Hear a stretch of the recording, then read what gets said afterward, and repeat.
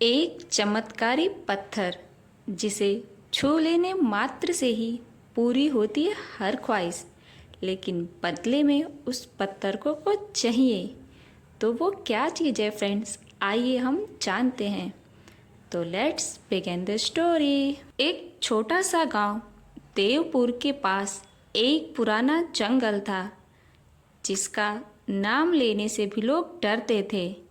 कहते थे वहाँ एक श्रापित पत्थर है जो किसी जमाने में एक यक्ष था, एक पुराना देवता जिसे किसी ने धोखा दिया था और उसका रूप पत्थर में बदल गया।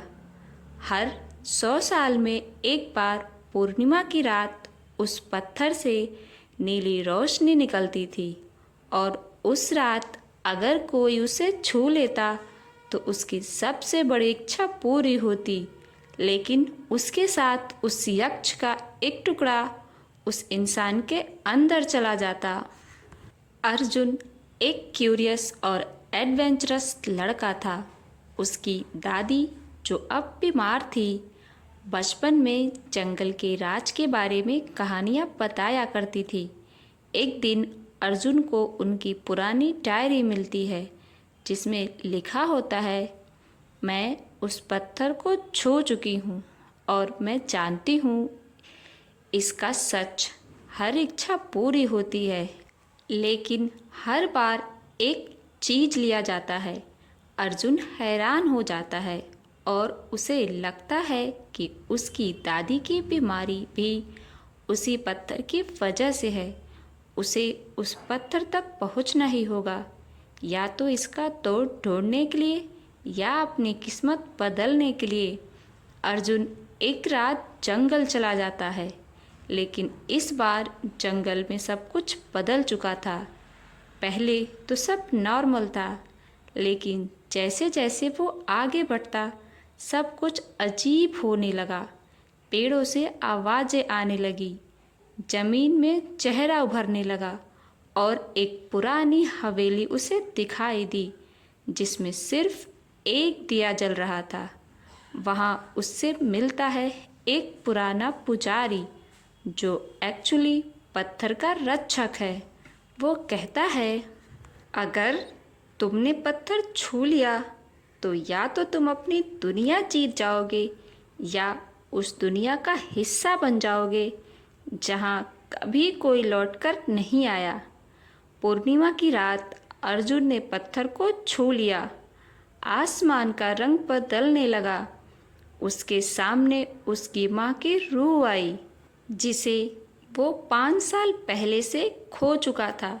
माँ मुस्कुराई और बोली, बेटा तुमने रास्ता चुना है, अब तुमसे कोई चीज़ वापस नहीं ली जाएगी, तुमसे तुम खुद ले लिए जाओगे। अगली सुबह अर्जुन अमीर बन गया। दुनिया उसे जानती थी, लेकिन उसकी पहचान खत्म हो गई थी। उसका असली नाम, उसके पुराने रिश्तेदार, उसकी जिंदगी सब भूल चुके थे। दुनिया के लिए वो एक नया आदमी बन गया, लेकिन अपने लिए एक भटकती रूह। रात में उसे सपने आने लगे उसी यक्ष के जो पत्थर में था। उस यक्ष ने कहा, मैं हर 100 साल में एक इंसान को चुनता हूँ, तुम मेरे अगले जन्म की तैयारी हो, तुम्हारा शरीर मेरा बनेगा। अर्जुन ने फिर से जंगल की तलाश की, लेकिन जंगल बदल चुका था। जगह वही थी, लेकिन रास्ता नहीं मिलता। हवेली गायब थी। पुजारी की जगह एक शिलालेख मिला जिसमें लिखा था, जिन्होंने पत्थर छू लिया है वे कभी लौटकर नहीं आए, तुम अब देवता नहीं बलि हो। अर्जुन ने आखिरी बार डायरी खोली और आखिरी पन्ना पढ़ा। अगला पूर्णिमा, अगला शरीर, पत्थर जिंदा है। अर्जुन ने ये पढ़ा। अर्जुन को सपने में अब एक नई जगह का दर्शन होता था। एक गहरा कुंड जिसमें लाल आग जलती रहती थी। उस कुंड को लोग ज्वाला कुंड कहते थे। जो जंगल के अंत में था।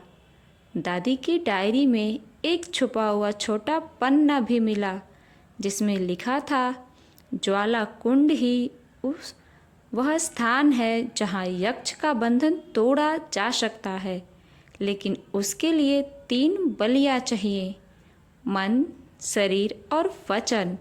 अर्जुन समझ गया ये उसका अंतिम रास्ता है। उसने तय किया कि वह ज्वाला कुंड जाएगा और यक्ष के श्राप से छुटकारा पाएगा, चाहे उसके लिए अपनी जान क्यों न देनी पड़े। जंगल की गहराइयों में सफ़र करते हुए अर्जुन को एक पुरानी घंटी मिली, वही घंटी जो कभी उसके दादा बजाया करते थे। उसे समझ में आया कि उसका पूरा वंश का कोई ना कोई इस पत्थर से जुड़ा रहा है। ज्वाला कुंड के पास पहुंचते ही उसने देखा 3 पत्थर के चबूतरे भी बने हैं। हर चबूतरा पर एक विशेष बलि देनी थी। सबसे पहले अर्जुन को अपनी सबसे गहरी यादों को त्यागना था। उसने अपने माँ बाप, बचपन और खुशियों की यादों को एक एक करके त्याग दिया। उसका मन हल्का हुआ पर आंखें भर आई। दूसरा चबूतरा जो था शरीर की बलि, उसे अपने हाथ के एक लकीर को जिसमें पत्थर की शक्ति थी जलते हुए ज्वाला कुंड में डालना था। जैसे ही उसने ये किया, हाथ से खून की एक बूंद कुंड में टपकी और आग ने घूमना शुरू किया। तीसरा चबूतरा था वचन की बलि। अर्जुन को कसम खानी थी कि वो कभी किसी और इच्छा के लिए इस पत्थर का इस्तेमाल नहीं करेगा। उसने ऊंची आवाज़ में कहा, मैं अपनी अंतिम सांस तक किसी भी चमत्कार की चाहत नहीं करूँगा। कुंड से आग आसमान तक जा पहुँची। एक भयानक चीख सुनाई दी कि यक्ष की। ज्वाला कुंड के बीच से एक रोशनी निकली और अर्जुन के शरीर को घेर लिया। उस पल श्राप टूट गया। अगले दिन अर्जुन ने अपने आप को जंगल के बाहर पाया। उसकी यादें वापस थी। दादी जिंदा थी, स्वस्थ थी और अर्जुन को गले लगा रही थी। सब कुछ बदल गया था। गांव में लोग जंगल के नाम लेते हुए डरते नहीं थे। हवेली वापस आ गई थी और पत्थर वो ज्वाला कुंड की गहराइयों में सदा के लिए बंद हो गया था। तो फ्रेंड्स, आपको ये कहानी कैसी लगी प्लीज़ कमेंट करके बताना।